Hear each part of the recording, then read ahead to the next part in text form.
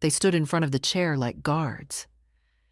"You're not mentioned in the will," Randall said flatly, folding his arms. Trevor added, "It's just for immediate family." I looked at my sons, two grown men in tailored suits, and for a second I couldn't breathe. Immediate family? I gave them life. The room was cold, despite the elegant curtains and polished oak table. I stood at the entrance, holding the navy folder I'd brought with me like a shield. Inside was every paper I needed, not just copies, but originals. But at that moment, no one cared what I held. Not the attorney, not the paralegal, not even the few other distant relatives who barely looked up.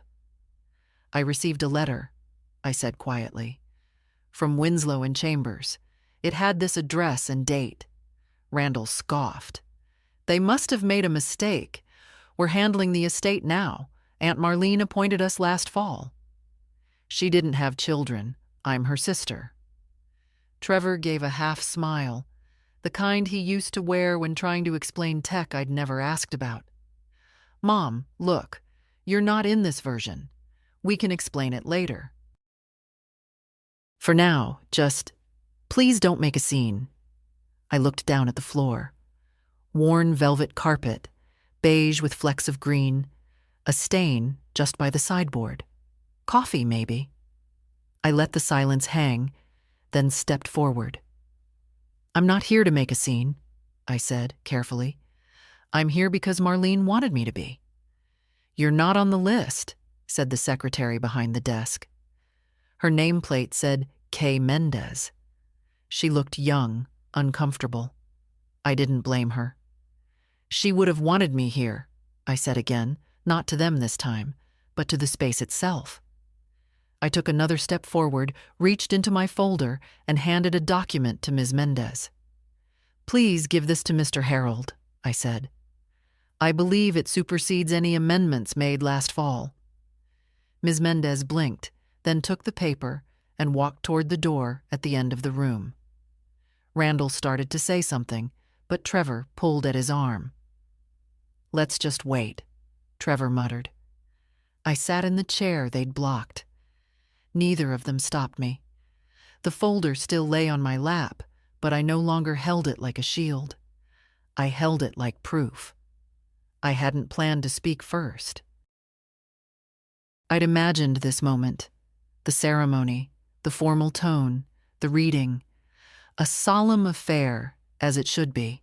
Not this petty gatekeeping. I looked across the table at a cousin I hadn't seen in 20 years. He gave me a faint nod. I returned it. The door opened. Mr. Harold stepped in. Tall, gray-bearded, always a hint of dust on his jacket, like old books. He held the document Ms. Mendez had given him, flipping through it with deliberate slowness.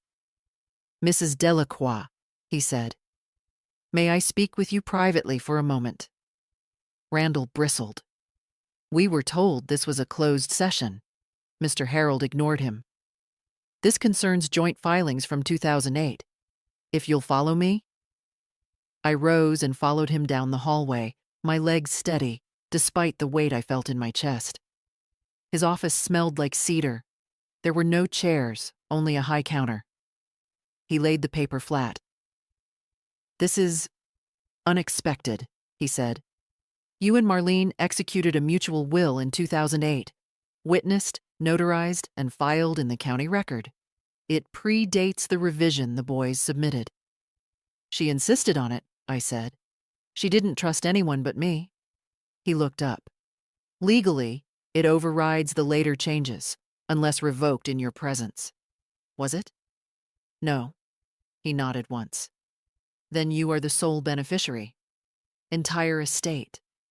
House, land, accounts." A pause. "The boys don't know. They suspect. But no, they don't." He exhaled slowly. "Would you like me to inform them?" "No," I said. "Let them hear it during the reading, with everyone else." He studied me. then closed the file. "You'll stay for the reading?" "Yes," I said, "now that I've been allowed to sit." When I returned to the room, neither of my sons looked at me, but I saw their postures change. They knew something had shifted, and for once, I didn't feel like the one waiting to be let in. The house was quiet when I got home that evening, but not the comforting kind of quiet. It was the kind that made you feel like even the walls were holding their breath. I hung up my coat, kicked off my shoes, and went straight to the kitchen. The light over the sink flickered, had been doing that for months, but I hadn't bothered fixing it. No one else was coming in here but me. I boiled water for tea, even though my stomach was too tight to drink anything. Habit. There was a time this kitchen was full of voices. Randall arguing with Trevor over cereal, Marlene laughing from the doorway, Derek, my husband, clinking his mug against mine just to make me smile before work. That was another life. Derek died 22 years ago, just after the new year. Heart failure. He was gone before I could get the ambulance to the house. I remember sitting on the porch in my robe, snow falling into my slippers, phone dangling from my hand. Randall was 23. Trevor was barely 20. They were devastated. For a week. Then things turned practical. Who gets the car? Who pays the mortgage? Who handles the insurance? They'd stepped into adulthood the way some people step onto a moving train. Fast, loud, careless. At first, I didn't mind. I was proud of them. Randall got into real estate, started making decent money within 2 years. He was always charming, could talk his way into anything. Trevor stayed local, got into mechanics, opened a garage with a friend from high school, said he liked working with his hands. I helped them both. I always helped. When Randall's first investment deal fell through, and he needed to bridge the gap. Before the next one, I wrote him a check. When Trevor's partner skipped town with their business funds, I dipped into my pension. No questions. Just love. That's what mothers do. And when Marlene started getting sick, when the letters stopped being funny and started repeating themselves, when she couldn't remember what she'd said 5 minutes earlier, I was the one who found her a doctor. I drove her to every appointment. She hated the idea of assisted living, so I turned the guest room into her own space. "She's not our responsibility," Trevor had said one day when I asked him to pick up her prescriptions. "You're her sister." I didn't answer. There was nothing to say. But Marlene had always known the truth. People say things like that when they believe they've already claimed their share. She never had children, never married. Said she had enough family to manage, thank you. She was witty, sharp, wore perfume even when she didn't leave the house. One night, maybe a year after she'd moved in, she asked if we could write our wills together. "People change their minds when there's money on the table," she said. "Let's not give them the chance." We met with a lawyer, Mr. Harold's predecessor, and had everything done by the book. 2 signatures, 2 witnesses, each of us naming the other sole beneficiary. I remember thinking it was more ceremony than necessity, but I went along with it. Years passed. Marlene's mind faded, but she still smiled when I read her poetry, still called me baby sister, even when she couldn't recall what day it was. She died on a Thursday morning in her sleep. Peaceful. I sat with her for 2 hours before calling anyone. Not out of denial, but respect. Some people deserve a soft goodbye. The funeral was small, just family, a few neighbors. Randall gave a speech that sounded rehearsed. Trevor stood stiffly, hands in pockets. Neither of them had visited her more than twice in the last year. But after the service, things changed. They both started asking about the estate. Randall called more often. Trevor came by unannounced. They offered to help. "You shouldn't handle this all alone, Mom." I let them. I watched. I waited. When the letter from Winslow and Chambers came in the mail, I didn't tell them. It was addressed to me. Full name, correct address, no mistake. Then last week, I overheard Randall on the phone while he thought I was outside. "She doesn't need to be there," he said. "We've got the final draft. It's all lined up." I went upstairs, opened the safe, and took out the Navy folder. Everything they thought was lined up had been signed away years ago. Still, part of me hoped I was wrong. Hoped they were just being careless, not cruel. But today proved otherwise. Today, they blocked my seat. Marlene and I were born 11 months apart, almost to the day. Irish twins. People called us back then.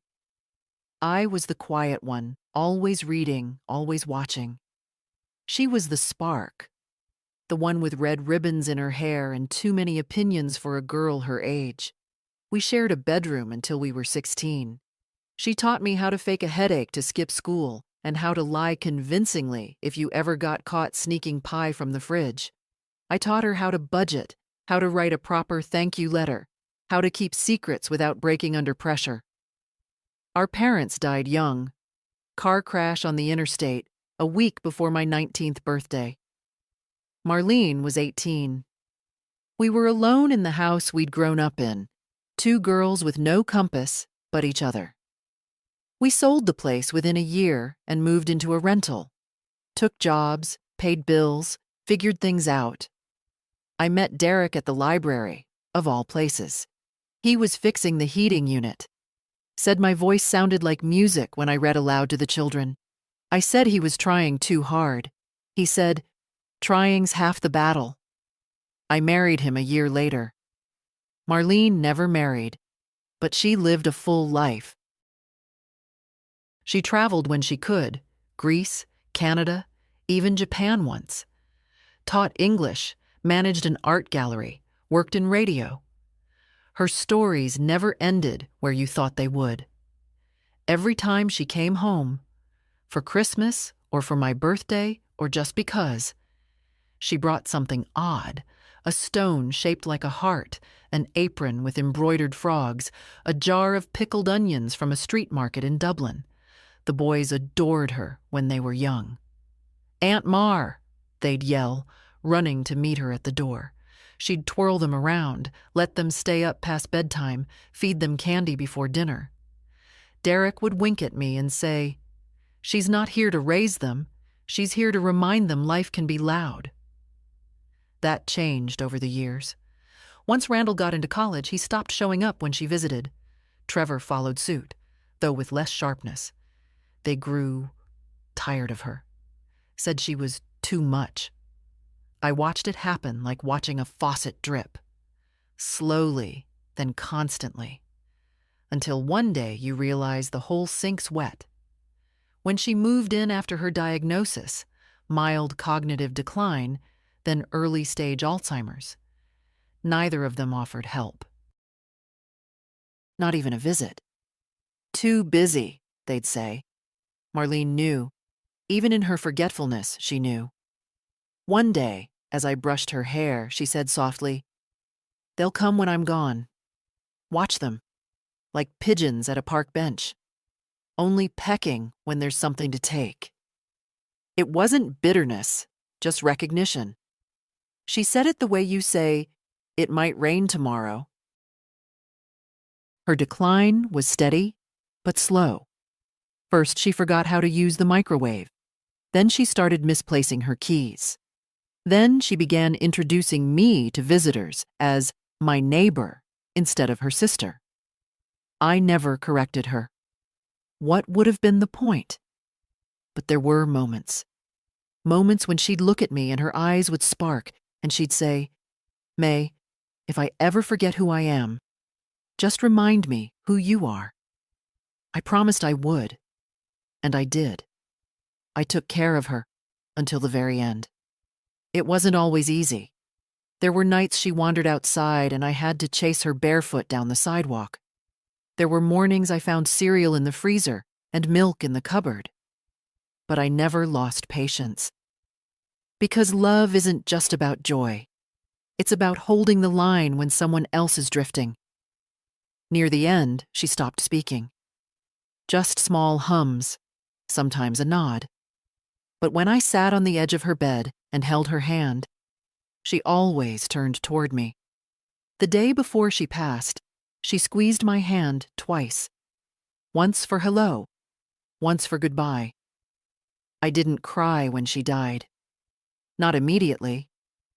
Grief has its own clock. But now, weeks later, I feel her absence in strange places. The extra teacup I forget to put away. The sound of wind chimes that no longer move. And today, in that room, when Randall stood in front of me like a bouncer and said, "You're not mentioned here," I wanted to laugh. Not because it was funny, but because if Marlene had been in that room, whole, sharp, standing, she would have said, "You boys are about to learn what it means to underestimate a woman who's already lost everything but her pride." That's why I brought the folder. Not to stir drama. Not to win. But because I promised my sister I'd remind them who I was. And I intend to keep that promise. The morning after the will reading, I sat at the kitchen table with a cup of tea gone cold and the envelope still sealed in front of me. It held a certified copy of the original will, the one Marlene and I signed together. Notarized, witnessed, and stored for years in my fireproof box, untouched. I hadn't opened it since. I didn't need to. I knew every word by heart. A dull ache had settled behind my eyes. Not a headache, just a kind of weight. The kind you carry when you know something irreversible has started. I wasn't angry, not yet. I was noticing. Noticing how Randall hadn't called, not even a text. Trevor either. The silence wasn't accidental. It was strategic. They needed time to regroup, to find a way to spin what had happened in that office. Or maybe they were waiting for me to die of embarrassment. That had happened once before. When Derek passed, I'd made the mistake of trusting Randall with the estate paperwork. He was the older son, more responsible, I thought. Within 2 weeks, he'd convinced me to sign over the deed to the family home. Just until probate clears, Mom, it's simpler for taxes. I signed, not understanding the implications. 2 years later, I had to beg him not to refinance it under his name.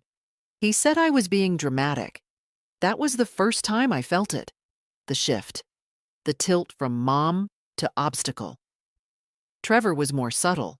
He didn't ask for control. He asked for sympathy. When he needed a new transmission, it was just a short loan. When his third girlfriend left him, I was the one who cleaned out the fridge and scrubbed his apartment while he cried on the couch. He'd never yell at me. He'd just forget to say thank you.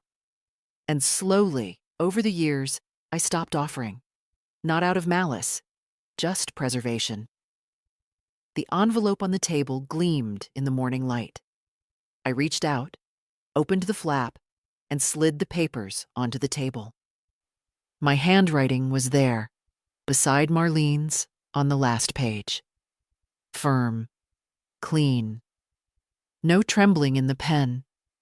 We'd been so sure, so united. This document is irrevocable unless jointly dissolved with written consent of both parties, it read. She never revoked it, and I never wanted to. Even as her mind unraveled, she still trusted me to remember, for the both of us. Now the trust was written in legal ink. I sat there a long time, reading the pages as if they were a letter from her. In a way, they were. After a while, I picked up the phone and dialed a number I hadn't called in nearly a decade. "Winslow and Chambers," This is Dana speaking. Hello, dear. Could I speak with Mr. Harold, please? It's May Delacroix. One moment, Mrs. Delacroix.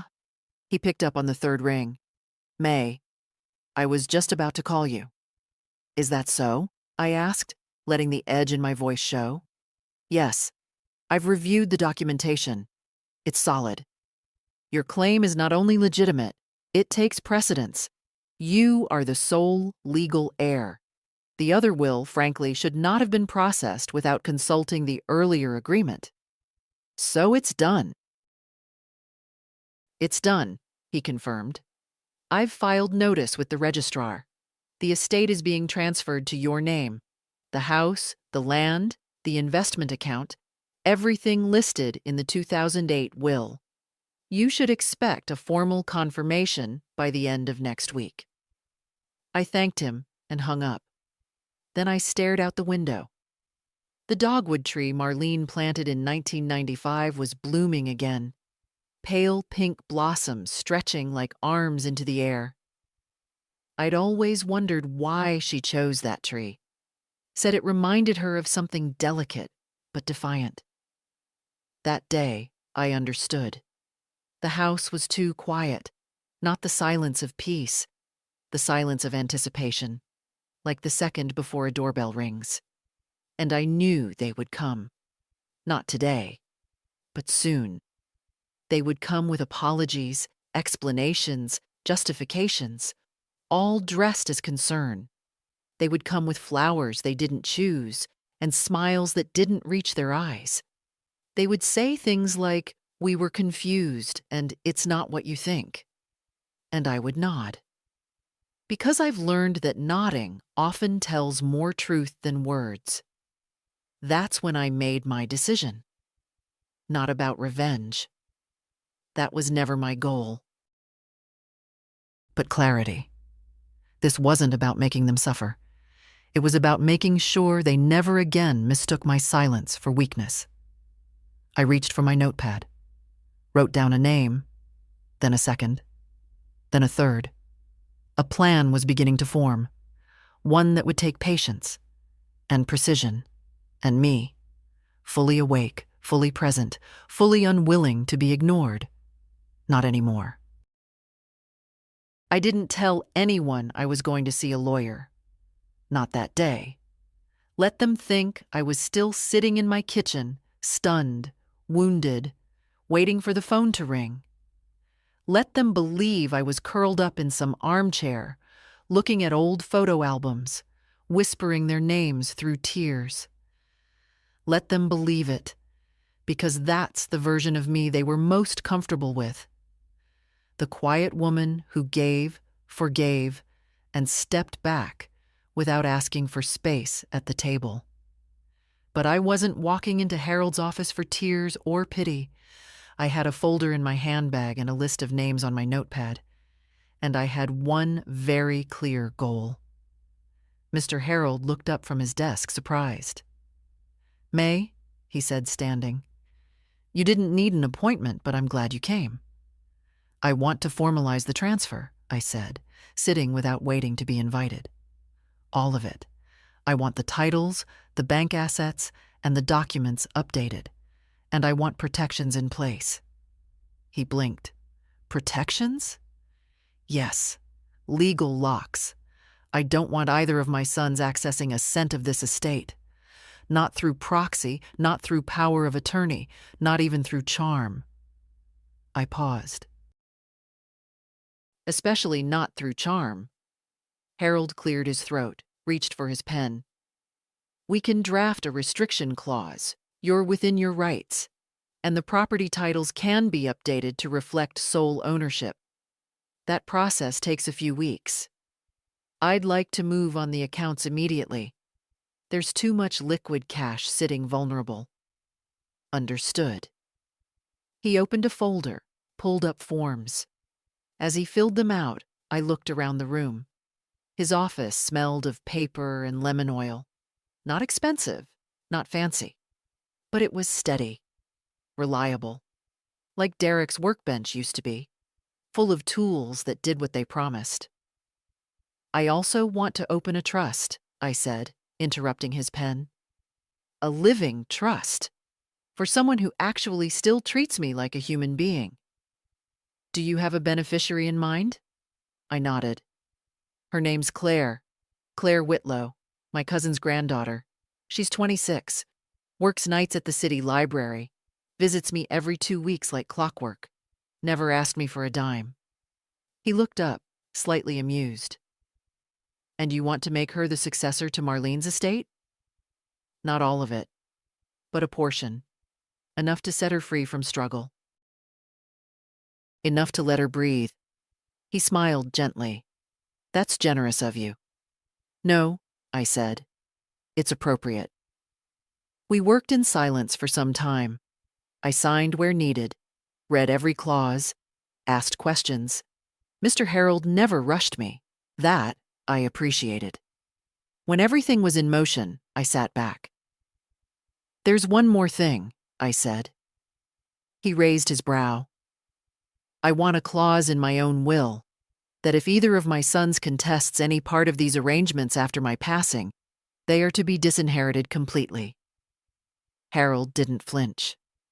You want to include a no contest clause? Yes. He jotted it down without another word. Some might say that was petty, harsh even, but people who say that have never looked into the eyes of their own child and seen calculation instead of love. I left the office with a small stack of paperwork and a strange sense of calm. It wasn't joy, not exactly. It was more like the quiet after a storm, when the air is still charged, but the sky is finally open. I took the long way home. Drove past the elementary school where I'd taught for nearly 30 years. The playground was empty, swings swaying in the breeze. I used to walk that way with Randall in one hand and Trevor in the other, their jackets half-zipped and their cheeks red from the cold. They'd fight over who got to push the doorbell. Now they wouldn't even push open a door for me. At home, the answering machine was blinking. 2 messages. I pressed play. First was from Trevor. Hey, Mom. Just wanted to check in. Hope you're okay. Randall and I were talking, and we think maybe we should all sit down soon. Clear the air. You know, get things straight. Second was Randall. Mother, I think there's been some confusion regarding the will. It's possible there was a clerical issue. We're working on clarifying things, but we'd appreciate it if you could forward any documents you brought to the meeting. For transparency. Transparency? I almost laughed. That's the word people use when they're trying to see through you, not with you. I deleted both messages. Then I sat down and wrote 2 letters. One to Randall, one to Trevor. Short, calm, clear. I received your messages. I'm not interested in discussing the estate at this time. All matters are being handled through my attorney. Please direct any further questions to him. Mother. No apologies, no warmth. They'd get the message. I wasn't angry. I was awake. And when a woman wakes up after years of giving, of softening her edges to fit into the corners others carve for her, she doesn't go back to sleep. Not ever again. The next morning, the doorbell rang at 9:07. I was still in my robe, coffee in hand. Through the window, I saw a silver car parked haphazardly at the curb. Randall's.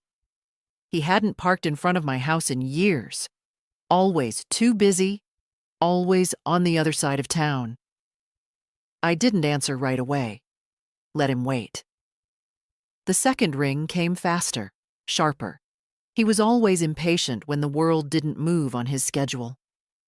When I opened the door, he gave a smile I recognized from every family Christmas after Derek died. The kind of smile that didn't quite touch his eyes. Hi, Mom, he said, like we hadn't just stared each other down across a lawyer's desk 2 days ago. I was in the area. I raised an eyebrow. At 9 a.m. on a Saturday? He laughed like I was joking. May I come in? I hesitated. Then I stepped aside. Not because I wanted to, but because I wanted to see how far he'd go. He walked in like he still remembered the layout. Looked around like something had shifted, though he couldn't name what. It had, but not the furniture. I didn't offer coffee. He sat on the edge of the armchair, fingers laced, suit jacket too formal for a drop-by. I wanted to talk, he began. There seems to have been some miscommunication with Marlene's documents. Trevor and I were blindsided. Were you? I asked softly. He paused. Well, yes. No one told us there was a prior will, one that overrides the new one. Because you didn't ask. He blinked. You assumed, I continued. You assumed she left it all to you, that I would sit quietly, nodding along like I always did. I wouldn't put it that way. No, you wouldn't. I folded my hands in my lap. But I would, and I just did. The pause that followed was thick with things neither of us said. Then he leaned forward. Mom, we're family. We should be on the same page here. We can fix this. We can find a solution. His voice had that lilt again, that edge of persuasion. You're very good at what you do, Randall. Selling people things. I'm not trying to sell you. You sold me the first time, I interrupted, when you said I needed to sign over the house for taxes. He shut his mouth, looked down. There it was. I'm not angry, I said. That's not what this is. I'm done. I've made arrangements. Everything is being handled legally, and if you try to challenge it, you'll be disinherited from anything I still control. He looked up. You're really going to cut us out? I'm going to stop rewarding neglect. He sat back, and for the first time in years, he had nothing to say. Trevor showed up 2 days later, unannounced. Not in a suit like his brother, but in his usual jeans and oil-stained jacket. He didn't knock at first, just stood on the porch, shifting from foot to foot like a boy waiting to be called inside. I watched him through the curtain for a full minute before I opened the door. He smiled, sheepishly. Hey, Ma. It had been years since he'd called me that.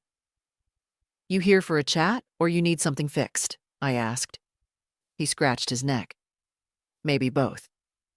I stepped aside.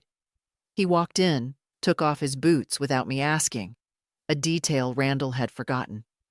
Sat at the kitchen table like he used to when he was broke and trying to avoid admitting it. I made tea. Old habits. We sat in silence while it steeped. You know, he said finally, I didn't know about the old will. Randall handled everything with the lawyers. I just trusted him. I stirred my tea. You always did. Guess I shouldn't have. I looked at him. He seemed tired. Older than I remembered, even with the same boyish mouth. But I knew better than to mistake fatigue for repentance. He reached into his jacket pocket and pulled out an envelope, slid it across the table. I don't want money, Ma. That's not why I'm here. This is everything you loaned me. All the numbers. I made a list. I know I can't pay it back all at once, but I want to. That stopped me. Not because of the gesture. I knew how people like to offer just enough to appear noble, but because of the math. Every number was right. Down to the $50 I'd slipped him for a tow truck 6 years ago. I picked up the paper. You kept track. He nodded. Always meant to make it right. I just didn't know how to say it. And now you do? I guess watching Randall scramble over something that wasn't his made me think. I let the silence hang between us. I was angry, he added. At the reading. At you, at Marlene, at everything. But I wasn't surprised. Not really. Why not? Because you're not stupid, Ma. You were never stupid. I think maybe we just counted on you acting like you were. I looked down at the steam rising from my cup. He wasn't wrong. It wasn't that they believed I didn't know better. It's that they believed I'd never speak up even if I did. I want to earn back your trust, Trevor said quietly. Then don't fight the will, I said. Don't hire lawyers. Don't let Randall talk you into anything. Just leave it. Let it be what it is. He nodded slowly. I can do that. I didn't smile. I didn't soften. I just looked at him and said, good. And for once, that was enough. I wasn't surprised when the letter from Randall's attorney arrived. I was surprised it took him this long. It came in a heavy white envelope with gold trim and a return address from a downtown firm I knew by reputation, expensive, aggressive, and always dressed in courtesy. The kind of people who smile while sharpening the knife. The letter was polite.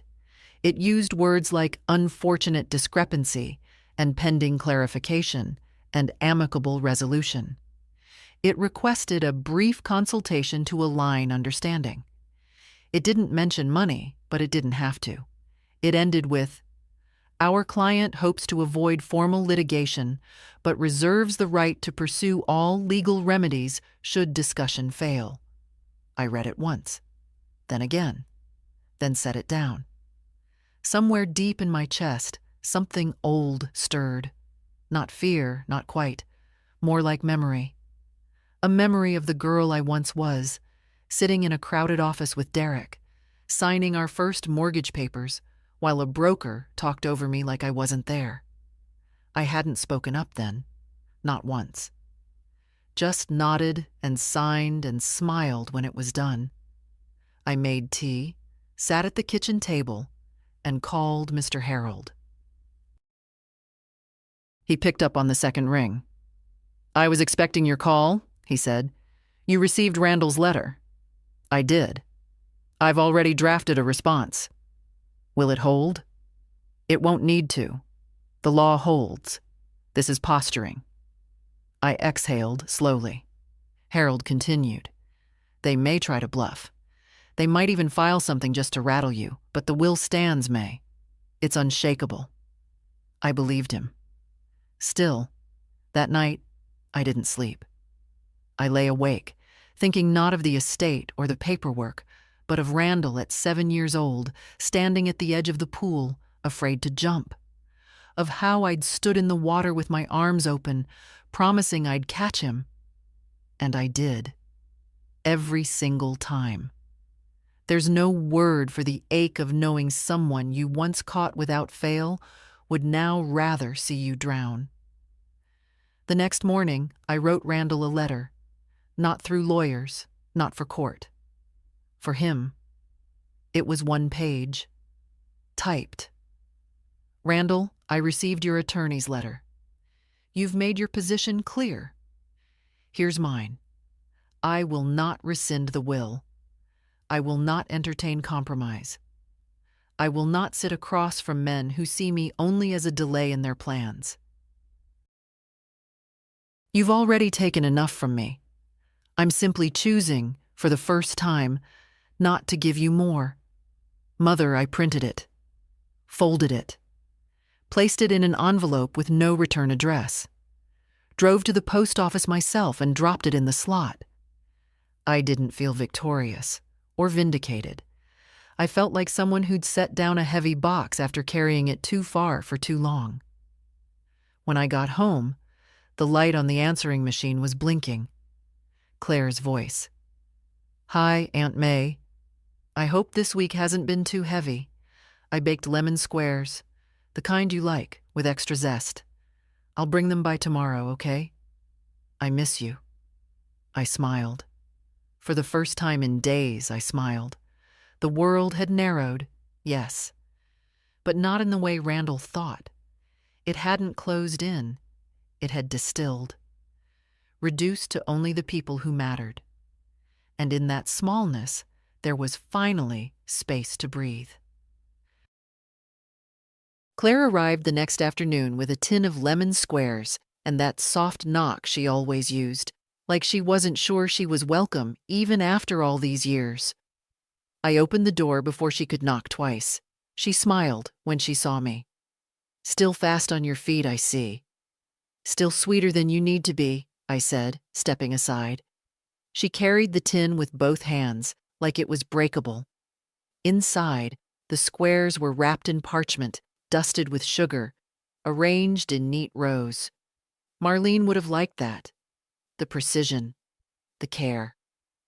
We sat at the table, same as always. I made us tea, poured from the good pot, the one with the tiny crack under the handle. Claire never mentioned the crack. She just held her cup with both hands and listened. "Have they called again?" she asked after a while, without naming who. "Randall sent a lawyer. Trevor came by. Twice." "And?" "And I told them what needed saying." She nodded, eyes lowered, picking at the edge of the parchment. "I'm proud of you." That caught me off guard. I almost laughed. I couldn't remember the last time someone said that to me. I looked at her. 26. Hair always half-tied. Freckles across her nose. Kindness in every movement. She was Marlene's blood, not mine by birth. But family finds its way. "You remind me of her sometimes," I said. "Not the way you look. Just the way you carry yourself." Claire's eyes softened. She was good to me. Even when she forgot my name, she still held my hand like she knew me. She did know you. Her heart never forgot. We sat a while longer, drinking tea, eating lemon squares in silence. Then I told her, not everything, but enough. That the estate was secure, that things were being transferred, that a trust was being prepared in her name, modest but stable. Enough to give her options. She went still. "You don't have to do that. I know. But why me? Because you come. Because you stay. Because you never once asked for anything and always brought something anyway. Your time, your presence, your lemon squares." She looked down, eyes wet. "I don't deserve that kind of trust." "No one does," I said gently. "That's the point of it. It's not earned. It's given." We finished our tea. She helped with the dishes, even though I told her not to. And before she left, she turned at the door. "If they ever try to make you feel small again," she said, "just call me. I'll remind you who you are." I didn't cry until the door closed. Not because I was sad, because someone said they would stand by me, and I believed them. The call came late. I'd already turned off the lights, put on my nightgown, folded the day away like a worn blanket. I didn't recognize the number, but I answered anyway. At a certain age, you answer, because you never know what might not wait till morning. "Mom?" "Trevor." His voice was low, strained, not like the Trevor who used to call when his car broke down or when he'd forgotten his rent. This was something else. "Are you all right?" I asked. There was a long pause. "Randall's filed a motion. He's contesting the will." I closed my eyes. Not from shock, just exhaustion. "He says it's fraudulent," Trevor went on, "that Marlene was incompetent, that she was pressured." "She wasn't." "I know that." "Then let him fight ghosts." Another silence. "I don't know what to do," he said. "He's threatening to sue me if I don't support him." That made me sit up straighter in bed. "You?" "He thinks I'm siding with you, which I guess I am. But he's furious, says I'm betraying family." I nearly laughed. Betraying family. As if Randall hadn't redrawn the lines himself. As if loyalty was a tool he could pick up and drop as he pleased. "Do what you need to protect yourself," I said calmly. "But don't protect him at the cost of your spine." "I'm not as strong as you think I am, Ma." "You don't have to be strong. You just have to be clear." He didn't respond to that. "You're not a boy anymore, Trevor. You don't need your brother's permission to be decent." He sighed. "I wish Dad was here." I did too. Derek had a way of settling things, not with anger, but with presence. He'd say one sentence and people would stop talking. He believed in fairness, but not fools. Dad would have told you to stop asking what Randall wants and ask yourself what's right. I know. I also know you're scared. That's okay. Just don't let fear be the loudest voice in the room. We talked for a few more minutes. Nothing dramatic. No confessions. Just the quiet trudging of two people trying to find the edge of a mess someone else made. After we hung up, I stayed awake a long time, staring at the ceiling. Randall wanted a war. Fine. He could have one. But not with fists. Not with shouting. With silence. With boundaries. With the kind of dignity that doesn't flinch when insulted or bend when pushed. I made tea, sat by the window. The night was soft. Wind brushing the trees, stars peeking between clouds. Randall had no idea what it meant to be truly alone. But if he kept going, he'd learn. And it wouldn't be me who taught him.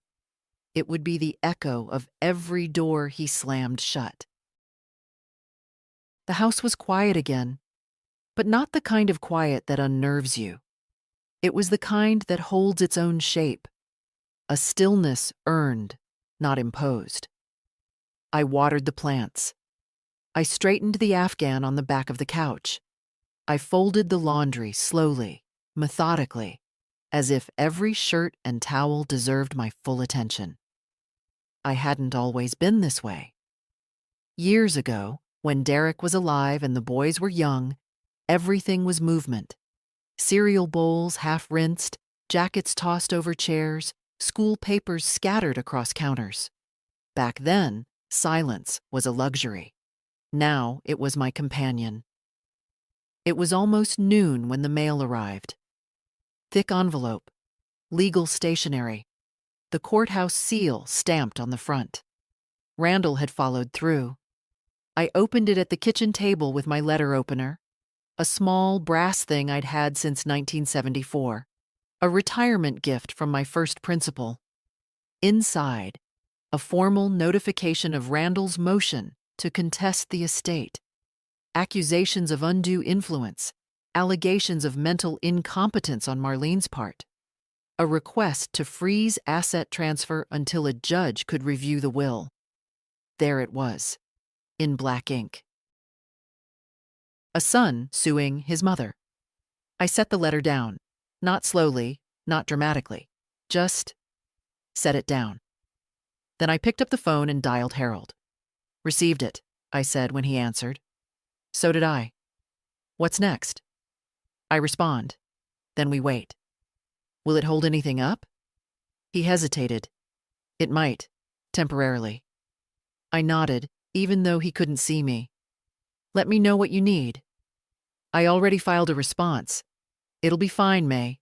We're still on solid ground." After the call, I made a sandwich, ate it while standing. Then I walked to the bookshelf and pulled out Marlene's favorite album. Thick leather, worn at the edges, full of photos from years most people had forgotten.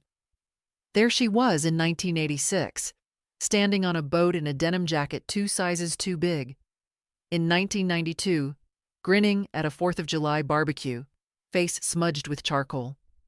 In 2003, standing beside me in front of the old library, holding hands. She didn't look incompetent. She looked alive. And now, somehow, she was being made into an argument. That was the cruelty of it. The way Randall wasn't just challenging me, but erasing her. Painting her final years as feeble, her choices as tainted, her judgment as invalid, as if love made her less capable, as if trust made her a fool. I sat with that for a long time. The anger didn't come all at once. It arrived like a low tide, creeping up the shore until the soles of my feet were wet. And when it reached my knees, I stood up. I walked to the hallway closet, pulled down the fireproof box again. Inside, Marlene's journals. Not all of them, just the ones from her final years. She'd stopped writing toward the end, but before that, she'd written plenty. I flipped through pages. Entries about her illness, about me, about how she wanted her estate handled, about her decision to keep the old will intact. Her handwriting was strong. Her sentences were clear. No confusion, no fog. I made copies of the most relevant entries, took them to the print shop the next morning, bound them, labeled them. When I mailed them to Harold, I included a note. If they want proof of her mind, give them her words. I didn't wait for Randall to call. I didn't care if he did. I'd stopped explaining myself years ago. I'd just forgotten to act like it. At the bank, they offered me coffee. That was new.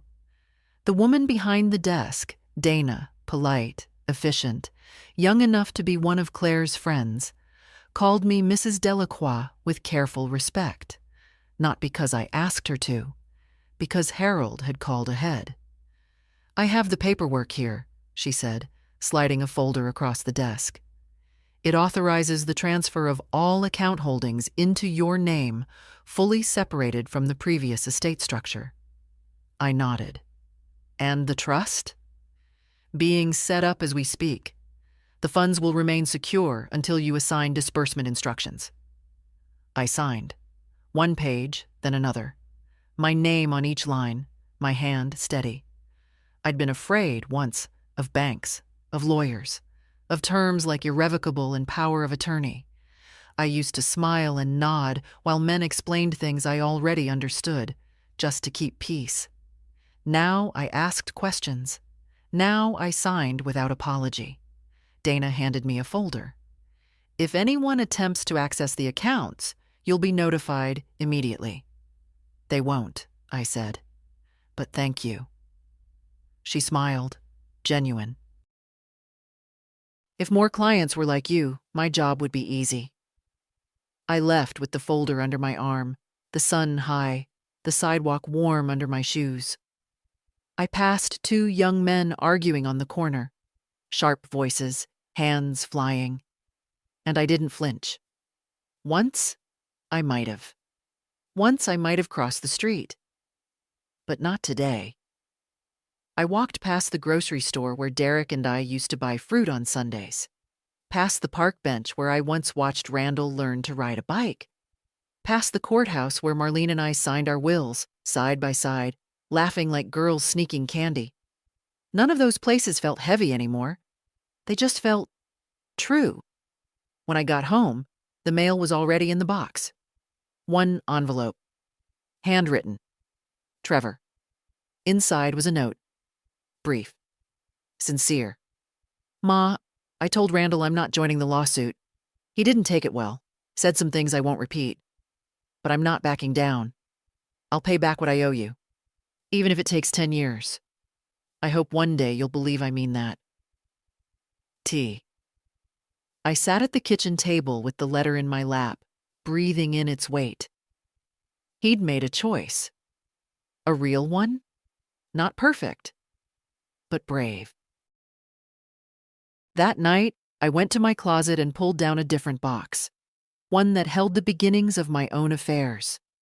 Bank documents, insurance forms, a draft of my will, still incomplete. I sat on the floor, papers spread around me like a map. For once, I didn't feel overwhelmed. I felt steady. And that's when I started writing. Not just the legal language, though I included all that, clear and firm, but more. A letter, to be opened after I'm gone. To Claire, to explain what was hers and why. To tell her she reminded me what family could feel like without demand or debt or weight. To tell her that I chose her not because she was perfect, but because she was present. And to thank her, quietly, for coming back every time when others walked away. I wrote the final line just before midnight. You gave me back something I didn't know I'd lost. The right to decide how my life ends. Not in silence, but in peace. I sealed it, filed it, and went to bed with no noise in my chest, no ache in my bones. Just quiet. The kind that doesn't ask for anything. The kind that stays. I heard the knock before I saw the car. 3 short raps. Not urgent, but certain. When I opened the door, Randall was standing there. No suit this time, no briefcase. Just a windbreaker, jeans, and a look I hadn't seen on his face since he was a teenager caught in a lie. He didn't ask to come in. Good. I figured I'd try one last time, he said. I said nothing. Let him fill the silence. I know you're angry. Do you? I asked. He looked down, then up again. I've been thinking about what Trevor said, about what you said, about Marlene. Still, I said nothing. I know I handled things badly. Badly. What a careful little word, like knocking over a glass of water. Not betrayal, not disrespect, just badly. I was trying to protect the estate, he continued. You thought she didn't know her own mind, I cut in. You thought she couldn't possibly have made a decision without consulting you. His jaw clenched. She was slipping, Mom. You know she was. She was. And she still had more clarity than you did. He opened his mouth, then closed it again. I stepped onto the porch. Closed the door behind me, so we stood outside, exposed to the wind. I didn't want his presence clinging to the walls of my home. I have nothing left to give you, I said. And I won't pretend to respect someone who tried to strip dignity from the dead just to get paid. You think I'm some kind of monster? No. I think you're a boy who never learned how to lose. That hit. He didn't speak. Just looked out at the yard, where the wind had scattered dogwood petals across the steps like confetti. I used to admire you, I said, quieter now. Not because you were successful, but because you made things happen. You had drive, focus, charm. He nodded, still not looking at me. But somewhere along the way, you started believing you were owed. That success meant you couldn't be challenged, that anything outside your plan was a mistake to be corrected. I was scared, he said. When Dad died, we all were scared. He looked at me finally. So what now? You never speak to me again? I'm speaking now, I said. But I'm not going to reward your behavior with comfort. He exhaled. You're really going to leave it all to Claire? Some of it. The rest is going to causes that mattered to Marlene. The library. The children's shelter. Places that gave more than they took.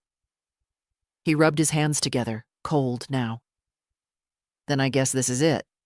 Yes, I said. And it was. He turned, walked down the steps, got into his car. No yelling, no slamming, just a slow pull away from the curb. I stayed on the porch long after he was gone. The wind quieted. The light shifted. I sat on the bench Derek built and watched a squirrel dart across the lawn, unaware of the century of life echoing around it. I didn't feel triumphant. I felt clean. There's a kind of grief that comes after clarity. Not the grief of loss, but of letting go of what never really belonged to you. Expectations, illusions, roles you played so long you forgot they weren't yours to begin with. I wasn't just their mother. I was a woman, a sister, a teacher, a keeper of promises. And I had one more promise to keep, to myself. No more shrinking, no more smoothing over, not even for blood. The courtroom was smaller than I expected. I'd only seen it once before, years ago, when I was called for jury duty. Back then, it had felt grand, intimidating. All wood paneling and polished railings, a place built to make people feel small. But today, it didn't feel that way. Not to me. Harold sat beside me, calm, composed. He'd brought copies of everything: the 2008 will, the notarized statements, Marlene's journal pages, even a photograph of the two of us signing the document at the county office. Randall sat at the other table, alone. His lawyer had called in sick, or so the clerk whispered. I didn't believe it. I think the man simply saw the writing on the wall and chose not to stain his name, chasing a ghost of a claim. The judge was a woman, middle-aged, sharp-eyed, with no patience for performance. She read through the case file, asked Harold 2 questions, then turned to Randall. You've submitted a claim contesting the validity of a 2008 will, correct? Randall stood. Yes, Your Honor. On what grounds? I believe my aunt was no longer of sound mind when she signed the document. Harold didn't flinch. He simply handed the judge a folder.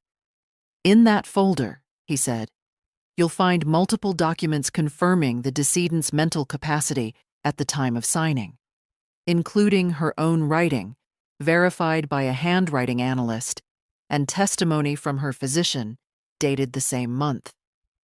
The judge flipped through it silently. Then she looked up at Randall. Do you have any documentation to the contrary?